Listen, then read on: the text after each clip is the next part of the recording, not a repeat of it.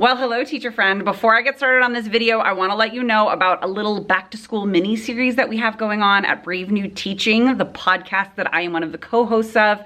We have got 5 days of mini episodes on the Brave New Teaching podcast feed.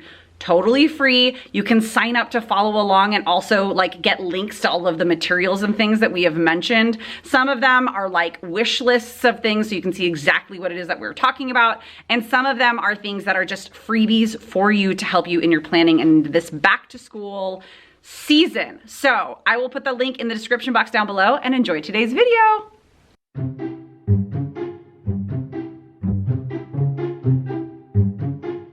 Hi there, and welcome back to the Caffeinated Classroom. If this is your first time here, my name is Marie. I am a high school English and drama teacher in Southern California, and it is time to go through some things that I got for back to school.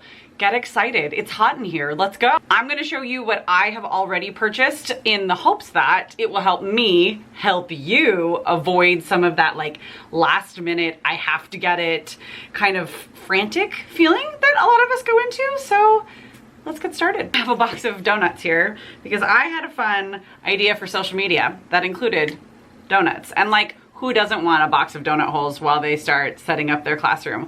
Also, if you can hear the fan in the background, it's because there's no air conditioning on campus right now. And it is really hot in here. I gotta hurry. You know how teachers, during the summer especially, we kind of go through our purging moods and we go through and we clean out our houses. A lot of that stuff ends up coming with me here to school, at least the things that I know can be usable. So I'm just gonna take you through my thought process, show you what I've got.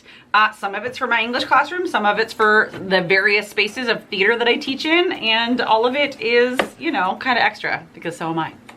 I have got various charging devices. This is some USB-C cords. This is some lightning cable USB cords because some of them are gonna stay in here. If this does not look familiar to you, it's because it's the office in my school's theater. Some of them are gonna stay in here. Some of them are gonna go to my other classrooms, but I'm gonna label all of them on Instagram. I was getting a lot of really good ideas for how to label them. So I'm gonna try some of that stuff out because kids always need to charge their stuff. In here, right behind me, you can kind of see there's these cables hanging down. I get really bad migraines, and so having the fluorescents on in this office, in my classrooms, will trigger those migraines. So I've got some good power strips with also USB charging things. I have another power strip. You know what a power strip looks like. They all have USB plugs to them too, which is nice. This is my favorite right here. I have got a set of, let's see, I think it's 5, yep. 5 outlets with the remotes that go with them, and that is for this office because all of these lights, when you come in and have to plug them all in and it's dark, it's a little bit scary. But so I got 2 remotes, one that can go in the back over here and one that can go by the door, and I'm just gonna put it up on the wall and it will power all of our overhead lights so that we can make sure that they get turned off at night really easily. Let's see, what else do I want to show you? I have a bunch of slip covers for chairs. Here's another thing. If you're cleaning out your house or you're cleaning out whatever and you're you know what? I can't use this furniture, armless chair, for example, in my classroom. I wonder if my theater teacher could use it somewhere backstage, or right now I am in the process with my team here. We are setting up our lobby to be a little bit more comfortable. It is just an open space. So when audience members buy their tickets and come in, there's nowhere for them to go until we open up the house. We really don't want people eating within the house, the audience area of our theater, because it's getting gross and we're getting vermin and stuff like that. So we are taking some donated furniture, some things actually that came out of my classroom and different things that I'm just not using anymore, making it's mishmash because it's donated, right? Facebook Marketplace and all of those things. But I'm covering them all to be the same color so that it at least has that kind of cohesive look, but it's also still kind of kitschy, and it was free other than these $15 covers. I should say that things like this, the covers, the stuff that are student facing, the cables are coming out of school funds. The students in my drama club voted to use some of their budget on things like this and on outfitting things that make this a homey space for them. The power strips and things like that I am using, the remote control, those are all coming out of my own pocket, just for transparency's sake. Here's another thing that's just for the theater.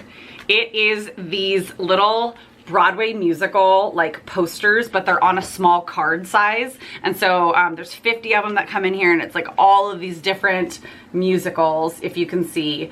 And it just makes me so excited. So I know it's gonna make my students so excited to create little bulletin boards and like call boards for themselves. And again, the name of the game here is ease, comfort, and welcome. Like, that's what we're going for. I want things to be easy for me. I want things to be comfortable, both for me and students and anybody else that comes into my spaces.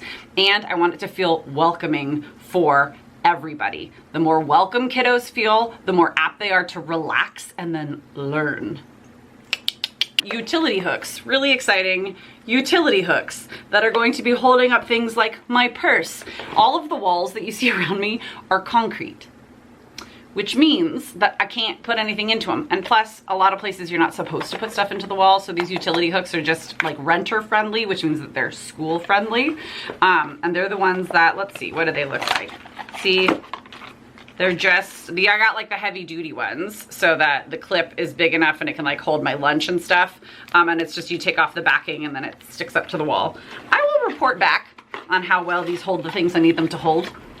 Another thing that you know you need as a theater teacher, program organizer, sealed containers. We keep a stock of items for our snack bar, for our concessions. And I do not want to have little Mickey and Minnie Mouse to be our mascots, our class pets, if you will. So I got 4 of these. We're gonna see how they work. They're about exactly candy bar size. And hopefully that will keep the vermin out. Maybe I'll do, let me know what kinds of things you want to see about what I do in the theater. Specifically, I have a lot of classroom organization stuff, but this is a different type of classroom space that I'm back into after a little while out of it. So you all let me know in the comments what kind of things you want to see as it pertains to my theater teaching part of the teacher life. 2 more things. I got sand timers.